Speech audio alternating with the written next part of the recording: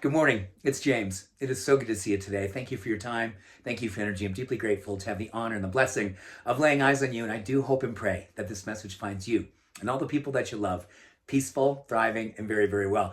I am really, really looking forward to hearing and seeing how you guys all feel about this morning's message. I love this morning's message for so many reasons. And I think it's basically, the fact is, I'm in my early 60s. I'm sure many of us, I'll go just maybe north of 30, maybe even 40, you may notice that your life gets a little too adult sometimes. I find many people, including myself, every now and then, I call it suffering from chronic adultitis. And listen, I know that a lot of us have a lot of responsibilities, that parts of our life or much of our life can be hard at times, and that does kind of create a heaviness for a lot of the adult responsibilities that we have. But this research is going to give us permission, hopefully encouragement, and a whole bunch of inspiration to not be afraid to bring play into your life. Now, there's been tons of research on how important it is for kids to play, but not as much when it comes to adults. And you know what? This research is so amazing, talking about these little play spurts that we can do, 3, 5, 10 minutes, a couple times a day, one time a day, will give us so many benefits. So if you're in a time where you're kind of listening to me and going, man, I can't remember the last time that I played, where I raised my heart rate because I was skipping down the sidewalk, where I was playing tag with my dog, my kids, my spouse, somebody.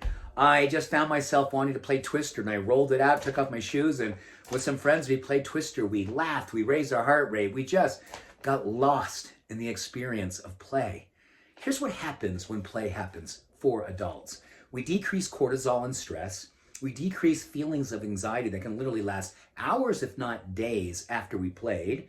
Decreasing social awkwardness helps us to be more open and more communicative and just be more in a space of grace when we're around other people who we may not know. Play a little bit before you go out to a party. You might just find your whole experience is so much better.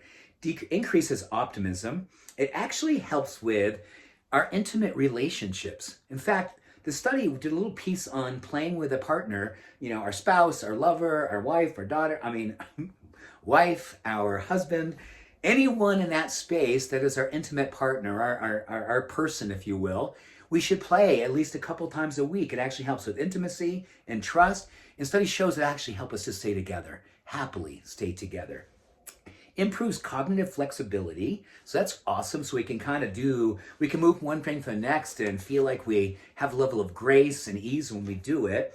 It actually turns on genes associated with longevity, particularly in our mind and our brain, that with memory and helping to combat inflammatory diseases such as Alzheimer's. Actually helps with new neuronal activity and connections, which help with memory and acuity towards short and long-term memory.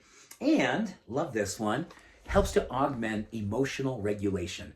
We tend to be less triggered. We tend to be less, how should we say, flying off on things and getting angry too quickly. It helps us to kind of move through those things and not have them be so serious, not have them be so heavy on us.